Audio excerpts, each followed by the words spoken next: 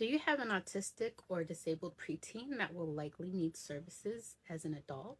I have been through the adult system for my own needs of food, housing, medical care, mental health care, education, case management, and a lot of other disability services. Now I am doing the same with two of my kids.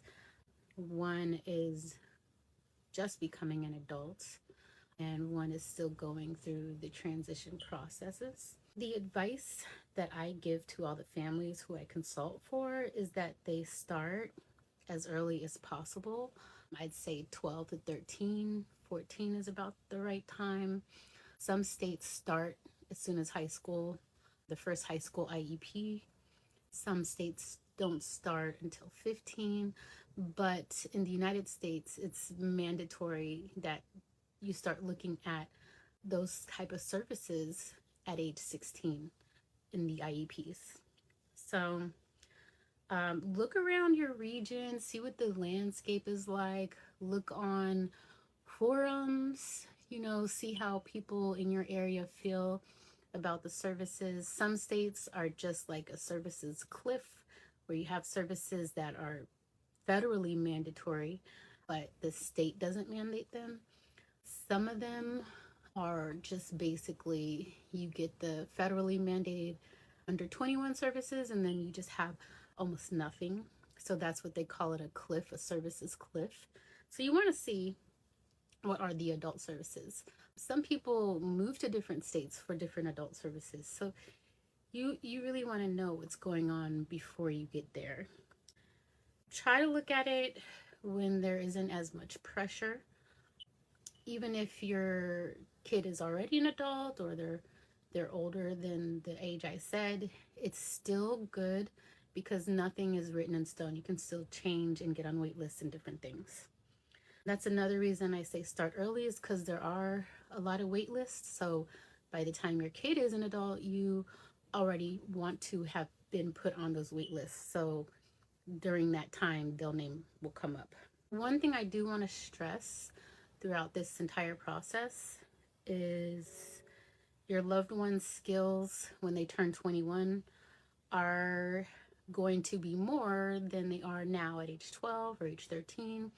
Their skills at 21 aren't going to be as great as they are as at age 40. So just remember that these ages are not set in stone what they're doing now for what they're going to be able to do.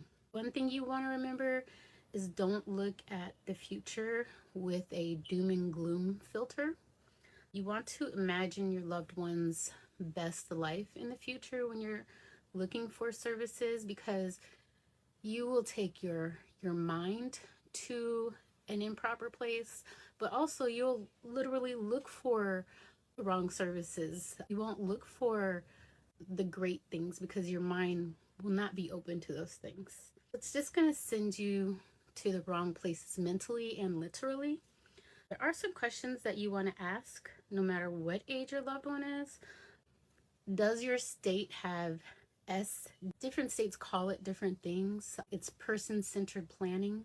In Maryland, we call it supported decision-making services. That's where the SDS comes from, self-directed services in other states. So it's generally like SDS, but what it does is it just makes sure that your loved one has the most say in their daily activities as an adult. But what a lot of people don't understand is it's a good protection for your loved one. What do I mean by that? Well, imagine you have guardianship, conservatorship, if that is available in your state. You have full decision making over their finances, whether they can sign contracts, do any kind of business, anything. You basically make all the decisions for that person. And some parents say, well, hey, we need that. My loved one can't make their own decision. And I completely understand that. But what happens when something happens to you, the guardian or the conservator? What happens is You have a lot of people, I don't want to call them vultures, but they are looking for people who are on guardianships or conservatorships so they can take those over. They generally want free checks, and they can get that with the guardianship. They can take over in different ways.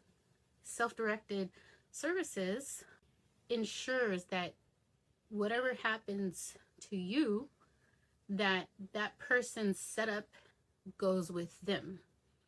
The guardianship doesn't go from other people to other people to other people.